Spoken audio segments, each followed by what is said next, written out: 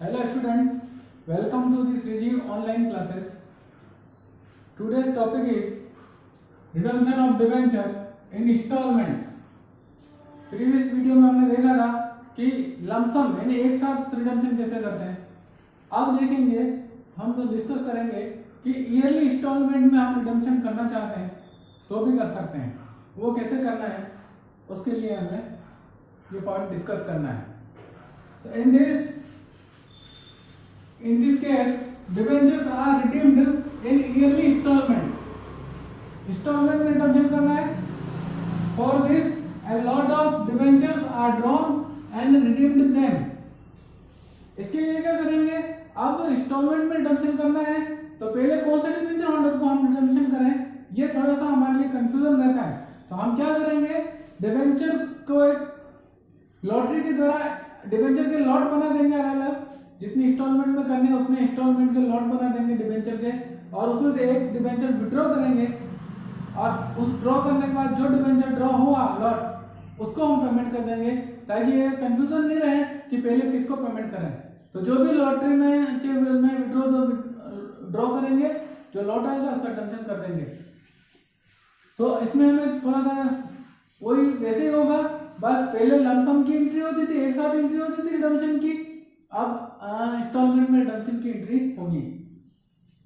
तो इसमें हमें ध्यान रखना है, डीआरआर में be created either 25% or 100% in installments also। फिर डीआरआर को भी हम इंस्टॉलमेंट में क्रिएट कर सकते हैं जब बिफोर स्टार्टिंग रिडम्पशन। तो redemption start first time start होने के पहले हमें डीआरआर भी हम इंस्टॉलमेंट में क्रिएट कर सकते हैं, ईयरली क्रिएट कर सकते हैं। एक साथ क्रिएट नहीं करके डीआरआर भी इंस्टॉलमेंट में क्रिएट किया जा सकता है, परंतु फर्स्ट रिडम्पशन के पहले हो जाना चाहिए। और सेकंड पॉइंट, डीआरआर को इन्वेस्टमेंट करने का, तो 15% of face value of redeemable debenture is invested into DRR investment account.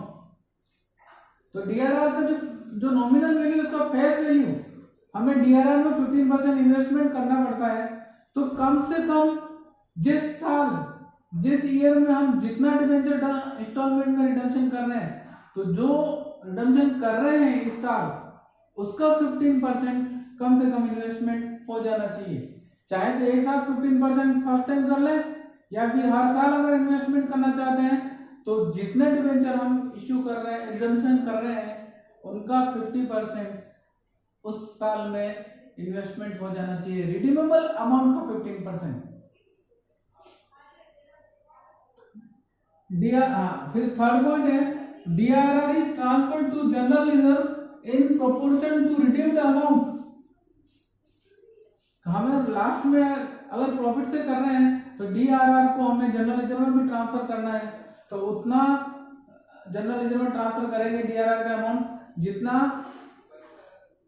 Outstanding total debenture और रिडीम्ड डिबेंचर का जो प्रोपोर्शन होता है उसमें हम डीआरआर को जनरल रिजर्व में ट्रांसफर करेंगे। ये क्वेश्चन के साथ समझ में आ जाएगा। एंड नेक्स्ट पॉइंट है, डिबेंचर्स में be redeemed out of capital और आउट ऑफ प्रॉफिट्स। इंस्टॉलमेंट में जो डिबेंचर रिडीम करते हैं वो हम आउट ऑफ कैपिटल से भी कर सकते हैं और आउट ऑफ प्रॉफिट से भी कर सकते हैं। तो अब पहले समझेंगे redemption out of profit, sorry out of capital. Out of capital redemption instalment में कैसे करते हैं वो हमारे को डिस्कस करना है। For example, AB limited issued 6000 debenture of 100 each. 6000 debentures हैं और 100 का है, तो ये हो गया 6 लाख रुपीज हमें रिडीम करना है।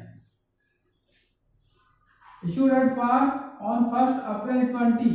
1 अप्रैल को हमने इश्यू किए, which are redeemable in 2 yearly instalment. तो 2 इंस्टॉलमेंट करेंगे तो 3 लाख की एक इंस्टॉलमेंट हो जाएगी। Redeemable in 2 yearly instalment on 31 March every year. 31 मार्च को हमें रिडीम करनी है। तो कब कब रिडीम करनी है? 31 मार्च, 1 अप्रैल को और 31 मार्च 2011 को हो जाएगा, क्योंकि 1 अप्रैल 10 को हमने हमारा साल शुरू होगा, ईयर एंड होगा 1 अप्रैल 1 मार्च 2011। तो फर्स्ट इंस्टॉलमेंट को हमें यहाँ रिडीम करनी है और सेकंड इंस्टॉलमेंट हमें 2012 को रिडीम करनी है। तो दो इंस्टॉलमेंट में रिडीम करना है। तो अब एंट्री कैसे होगी? First we will pass entry for issue of debenture. तो पहले तो इश्यू की एंट्री करेंगे। 1/4/2010 को हमने 6 लाख के डिबेंचर इश्यू किए। 1 अप्रैल 2010 bank account debited 6 lakh to 9% debenture application account 6 lakh. First entry हो जाएगी। सेकंड एंट्री हो जाएगी 9% debenture application account debited 6 lakh to 9%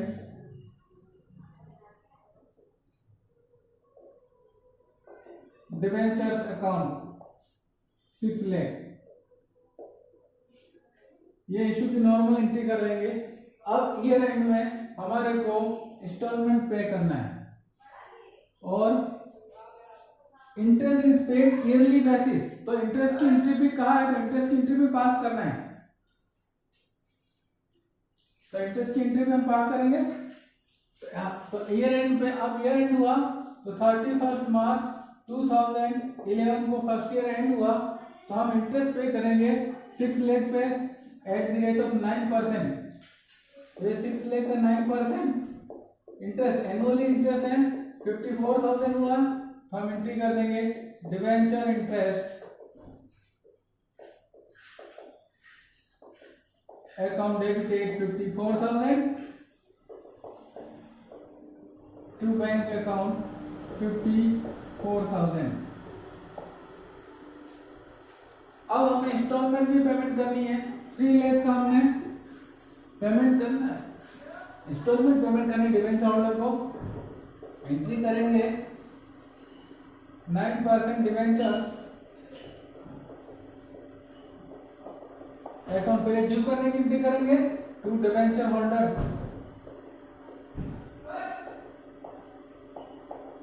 3 lakh.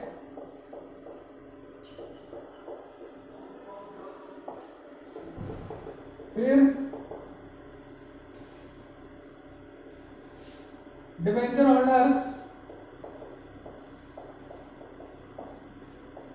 Account debited 3 lakh to bank 3 lakh. अब इंटरेस्ट की entry profit and loss account में ट्रांसफर करने की ईयर एंड में एंट्री करनी होती है।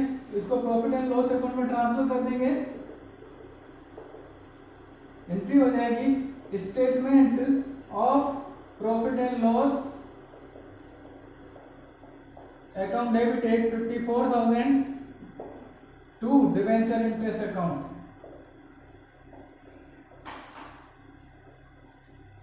54,000। ये फर्स्ट ईयर की एंट्री कंप्लीट। इंटरेस्ट पे करने की, इसको ट्रांसफर करने की, इंस्टॉलमेंट ड्यू करने की और पेमेंट करने की। सेम एंट्री अब और रिपीट हो जाएगी नेक्स्ट ईयर। अब नेक्स्ट ईयर एंड में हम फिर इंटरेस्ट एंट्री पेमेंट करने की एंट्री करेंगे। तो कितनी एंट्री करेंगे? 9%, sorry, debenture interest account debit to bank account. Amount कितना पे करेंगे? अब 54,000 पे नहीं करना है, क्योंकि 6 में से 3 लाख का तो हमने पेमेंट कर चुके हैं, रिडीम कर चुके हैं। अब बाकी 3 लाख, 6 लाख के डिबेंचर थे, 3 लाख हम रिडीम कर चुके हैं, तो now 3 lakh debenture principal amount बचे हैं। नॉमिनल वैल्यू इसका 9% 27,000 विल बी पेड। अब पूरे डिबेंचर पर पेमेंट नहीं करना है, अब कितने डिबेंचर आउटस्टैंडिंग है उस पर हम इंटरेस्ट का पे करेंगे। तो 6 लाख की फेस वैल्यू के डिबेंचर इशू किए, out of this 3 lakh debenture is already redeemed, then remaining 3 lakh debenture पर हम 27,000 इंटरेस्ट पे करेंगे। तो ये हो जाएगा 27,000। अब सेकंड इंस्टॉलमेंट 3 लाख की और पे करना है, वो हम पे ड्यू करेंगे पहले 2012 हो जाएगा यहाँ पर 9% debentures account debited 3 lakh to debenture holders,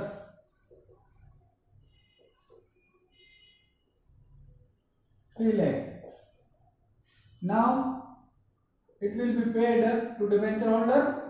Now debenture holders debited 3 lakh to bank account 3 lakh and last entry हो जाएगी ये इंटरेस्ट को P&L में ट्रांसफर करने की। तो एंट्री हो जाएगी statement of profit and loss account debited 27,000 to debenture interest account.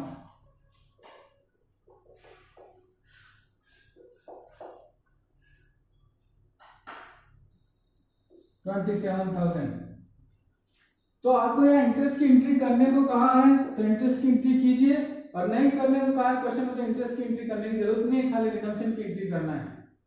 दूसरी बात, यहाँ पर इनकम टैक्स नहीं दे रखा है, तो आपको इंटरेस्ट में से इनकम टैक्स डिडक्ट करने की जरूरत नहीं है।